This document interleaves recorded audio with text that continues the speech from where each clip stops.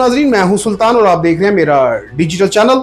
नाजरीन, दो स्टोरीज के ऊपर आज हम बात करेंगे। पहली तो है, जैसा कि आपको मालूम है, कम उम्री की जो शादी है और कह लें कि पंजाब असम्बली में एक बिल पास कर दिया गया है, जिसकी वजह से अब ये होगा कि जो लोग कम उम्री बच्चियों की शादियां करेंगे या उसमें माँ बाप मुलव्वस होंगे या फिर उसमें दूल्हा साहब जो होंगे, उनके ऊपर अब कह लें कि सजाएं भी होंगी और भारी जुर्माने भी होंगे।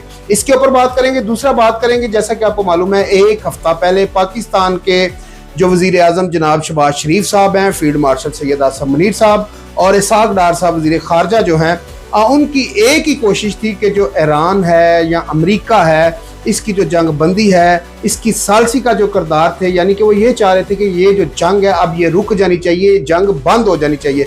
और नाज़रीन, इसकी वजह से कह लें कि पाकिस्तान के ऊपर भी बहुत सारी मुश्किलात आ चुकी हैं और मुश्किलात बढ़ने भी जा रही हैं। तो इसी चीज़ के ऊपर आज हम बात करेंगे। और एक और आपको खबर स्टोरी बता दें कि जो पाकिस्तान में पेट्रोल है वो किस हद तक बढ़ने जा रहा है। तो ये दो स्टोरीज के ऊपर आज हम बात करेंगे। एक तो पाकिस्तान की जो हालात हाज़िर है उस पर बात करेंगे, दूसरा है कि जो पंजाब असम्बली में बिल पास किया गया है कसरत राही से। तो बात करेंगे नाज़रीन।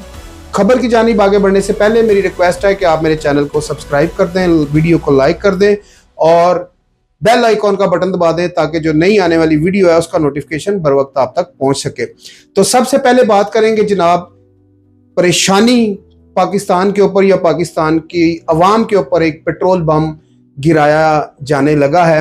और कह लें कि आज बुध है और 2 दिन के बाद आपके ऊपर एक पेट्रोल बम गिराया जाएगा, जिसमें यह आपको मालूम पड़ेगा कि पेट्रोल मजीद महंगा हो चुका है। नाज़रीन, बात की जाए आलमी मंडी की, तो आलमी मंडी में जो खाम तेल की कीमतें हैं, यानी कि जो फी बैरल है, जैसा कि आपको मालूम है कि जो फी बैरल की जो कीमत थी इस टाइम अगर बात की जाए तो इस टाइम तो कह लें कि 118, 116 और 109 रुपये पे फी बैरल की जो प्राइस है वो चली गई है। और जैसे ही ये चंद रोज़ पहले फी बैरल जो प्राइस है ये कम हुई थी, ये तकरीबन चली गई थी 86-96 रुपये पे और अमेरिकन डॉलर में जो ये कीमत गई थी। तो आज ये है कि ये जो कीमत है 100 से ज़्यादा बढ़ चुकी है। और अगर बात की जाए अमेरिकन तेल की, तो वो इस टाइम जो पेट्रोल की कीमतें हैं वो ज़्यादा बढ़ चुकी हैं और उसकी वजह से कह लें कि अब पाकिस्तान में भी ये कीमतें बढ़ने जा रही हैं। तो जुम्मे को ये जी अफसोसनाक ऐलान करेंगे वज़ीर आज़म साहब और आपके ऊपर एक पेट्रोल बम गिराया जाएगा, जिसकी वजह से पेट्रोल भी महंगा होगा और पेट्रोल के साथ साथ जैसा कि आपको मालूम है कि जो बसों के किराए हैं वो भी बढ़ जाएंगे। ये भी एक परेशानी है। जैसा कि आपको मालूम है कि माल बरदार जो गाड़ियां हैं, जो ज़ाहिर बात है, जब पेट्रोल का रेट बढ़ेगा, डीजल का भी रेट बढ़ेगा, उसमें यह है कि जो रोज़मर्रा की जो हम चीज़ें इस्तेमाल करते हैं, जिसमें सब्जियां हैं, दालें हैं, इनका भी रेट बढ़ जाएगा। और एक कह लें कि महंगाई का जो सुनामी है वो पाकिस्तान में आ रहा है। और ये जुम्मे को अल्लाह करे, मैं तो ये चाहता हूँ कि जो अमेरिका है, जो ईरान है, ये जंग बंदी हो जाए, तो जो कह लें कि स्टेट ऑफ हुर्मस है वो खुल जाए, तो फिर मेरा ख्याल ये सारी तकलीफ ख़त्म भी हो सकती है। कोई ज़रूरी नहीं है कि ये जुम्मे को हमारे ऊपर ये बम गिरना ही गिरना है। अगर जुम्मे से पहले ये भी हो सकता है कि डोनाल्ड ट्रंप कोई ऐसा कह लें कि कोई ट्वीट कर दें, कोई ऐसा मैसेज कर दें कि जिसकी वजह से ये जो मुश्किलातें हैं ये कम हो जाएं। वैसे तो आज डोनाल्ड ट्रंप साहब ने कह लें कि अपने एक कह लें कि सोशल मीडिया पे एक कह लें कि उन्होंने एक ट्वीट किया है जिसके ऊपर उन्होंने एक बड़ी सी क्लाशन को पकड़ी हुई है और वो ये कह रहे हैं कि मैं इतना अच्छा बंदा भी नहीं हूँ कि जितना मुझे ईरान वालों ने समझ लिया है। तो डोनाल्ड ट्रंप साहब जी अब वो बन चुके हैं सुल्तान रही, वो अमेरिकन सुल्तान रही है। हमारे पास जो सुल्तान रही साहब थे वो उनके हाथ में गंडासा होता था और ये जो अमेरिकन प्रेसिडेंट है उनने एक कह लें कि क्लाशनकोव हाथ में पकड़ी हुई और उन्होंने कहा जी अब मेरे से अच्छे की उम्मीद ना रखना। और ये भी कहा जा रहा है कि जो इस टाइम ईरानी हुकूमत है उनने एक तजवीज़ दी है और जो तजवीज़ दी गई है अमेरिका को, अमेरिका वो कह रहा है कि हमें ये तजवीज़ इनकी बिल्कुल समझ नहीं आती। और ईरान ने ये फिर एक कहा है कि हमें अपनी कमेटी से बात करके आपको नई जो तजवीज़ है वो भेजते हैं, तो उसके ऊपर अगर आप कह लें कि आपको समझ आए तो फिर बैठ के बात कर लेंगे। अब नाज़रीन, ये अगर बात की जाए अमेरिका की या बात की जाए ईरान की, तो ईरान जो है इस टाइम डबल पॉलिसी खेल रहा है, उसको भी नहीं समझ आ रही करना क्या है। क्योंकि अगर बात की जाए जो ईरान की इस टाइम अक्सरी की आदत है, वो चाहती है कि ये जंग होनी चाहिए। अगर बात की जाए वो जहाँ के जो जो उनके सियासतदान हैं, जिस तरह के आपको मालूम है कि अभी जो हमारे कह लें कि मुल्क में भी आए हुए थे वज़ीर ख़ारजा जो थे, वो ये चाहते हैं कि ये जंग रुक जाए, लेकिन जो फौज है ईरानी वो चाहती है कि ये जंग होनी चाहिए। वो चाहते हैं कि हम लड़ें, अपना नाम जो है वो फौज में लिखवा दिया है और फौज में वो कहते हैं जी हम लड़ेंगे और मरेंगे। और काफ़ी सारी जो आवाम थी, आवाम ने अपना जो नाम है वो दे दिए हैं कि अब वो फौज में जाएंगे और अपनी फौज के लिए, अपने मुल्क के लिए वो लड़ना चाहती है। ये जो आम आवाम है उनने अपने नाम दिए हैं। तो अब जो अगर देखा जाए कि जो अमेरिका है, अमेरिका ने कहते हैं कि 2 कदम पीछे लिए। किस लिए लिए? टाइम लिया, वक्त लिया कि हमें थोड़ा सा वक्त मिल जाए। क्या वो कोई बड़े हमले की तैयारी कर रहे हैं? जैसा कि अगर बात की जाए, इस वक्त आयतुल्ला खamenei जो सुप्रीम लीडर थे, उनका ये कहना था कि जो अमेरिका है या डोनाल्ड ट्रंप है, इनके ऊपर किसी किस्म का एतमाद नहीं किया जा सकता। फिर इसी तरह जैसा कि आपको मालूम है, इस टाइम अगर बात की जाए जो मौजूदा हालात हैं मुश्तबा खamenei की, तो वो भी यही कहते हैं, जो उनके साहबजादे हैं वो भी यही कहते हैं कि हमें इनके ऊपर बिल्कुल इतबार नहीं है। तो जैसे पंजाबी में कहते हैं ना, दसनी सज्जी ते मारनी खब्बी, तो हो सकता है अमेरिका कुछ ऐसा कर जाए। लेकिन अब ये भी सुनने में आ रहा है कि जो अमेरिका है वो भी जंग नहीं चाहता, वो भी ये चाहता है कि ये जंग बंद होनी चाहिए। और जो है कि जो अब मुल्कों के, जो अब एक मुल्क की बात नहीं रही, ये रही, अगर स्टेट ऑफ हॉर्मस बंद होता है तो काफ़ी सारे मुल्कों की कह लें कि जो पहिया है वो जाम हो जाएगा। अगर बात की जाए ईरान की, तो ईरान की जितनी भी कह लें मईशत है और जितनी भी उनकी मईशत चलती है वो स्टेट ऑफ हॉर्मस से चलती है। और जाहिर बात है जब उधर से उनका तेल जो है वो तो अमूमन बिकता है, जैसा कि आपको मालूम है चाइना भी खरीदा और दीगर 1-2 और भी मुल्क है जो उनसे तेल खरीदते हैं। पूरी दुनिया में जो है ईरान जो अपना तेल है वो सप्लाई नहीं कर सकता, उसके ऊपर पाबंदी। अब ईरान ने ये कहा है कि अगर हमारा जो यूरेनियम है उसको अगर आप ना छेड़ें तो फिर आगे कोई बात हो सकती है। लेकिन अमेरिका कहता है कि जो हमारा सबसे पहला टॉपिक है वो हमारा सबसे पहला टॉपिक ही क्या है? यूरेनियम है।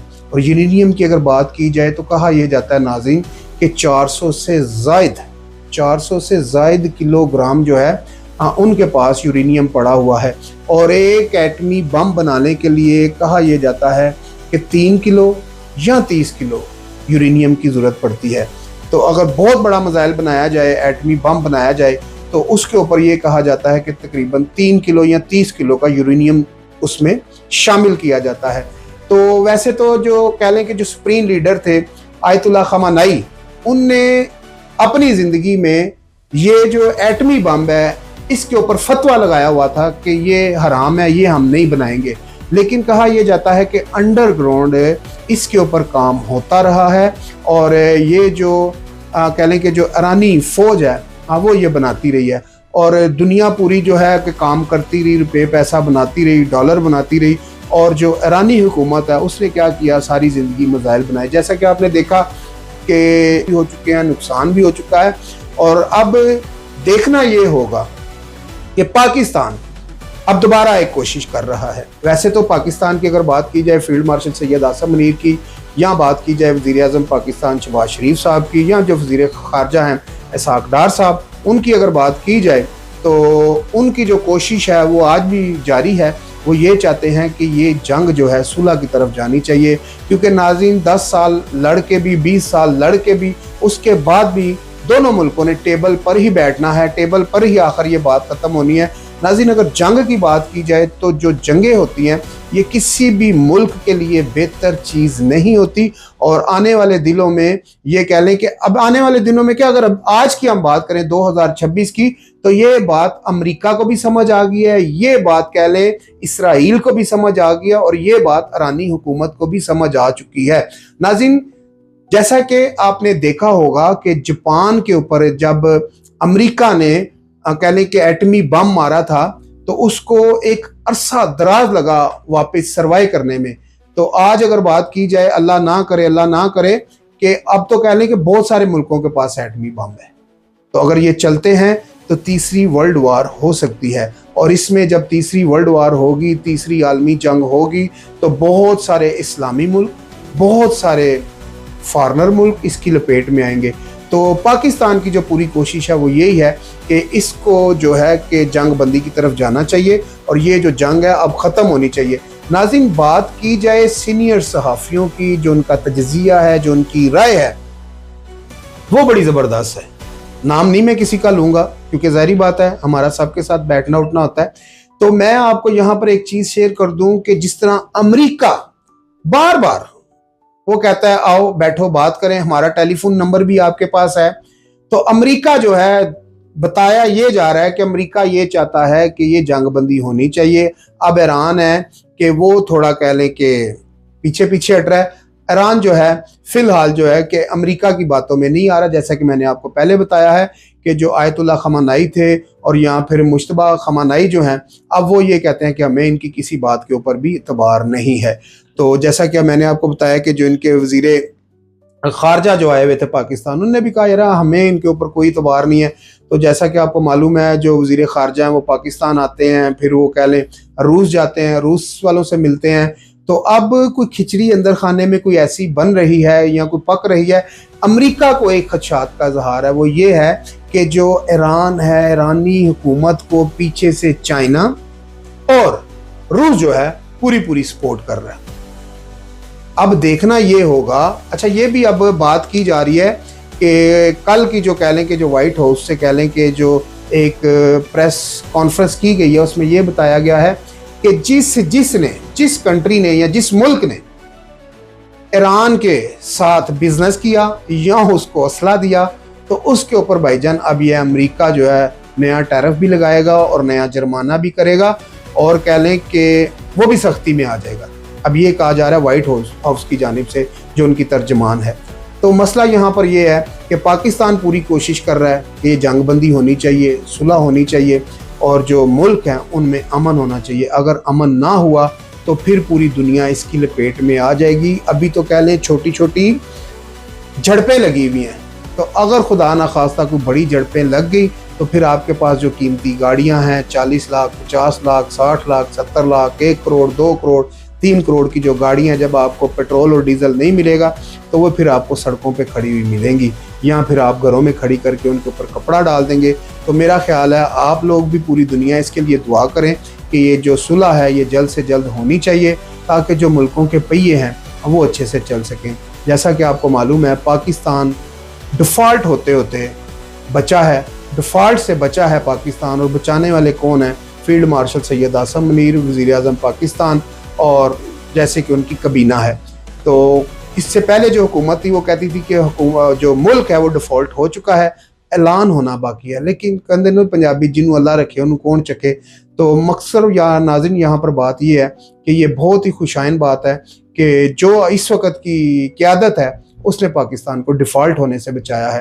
तो ये खाली हमारे मुल्क की बात नहीं, और भी ऐसे बहुत सारे मुल्क हैं। जब ये जंग आलमी जंग की तरफ जाएगी, तीसरी वर्ल्ड वॉर की तरफ जाएगी, तो ये फिर मैं कहता हूँ कि ये बहुत ही भयानक एक खौफनाक सीन होगा पूरी दुनिया के लिए। तो खुदारा आप भी दुआ करें और इस जो लड़ाई है इसके लिए दुआ करें कि ये लड़ाई ख़त्म हो जाए। इसी के साथ मुझे इजाज़त दीजिए, मिलते हैं अगली वीडियो में। अल्लाह हाफिज़। पाकिस्तान जिंदाबाद।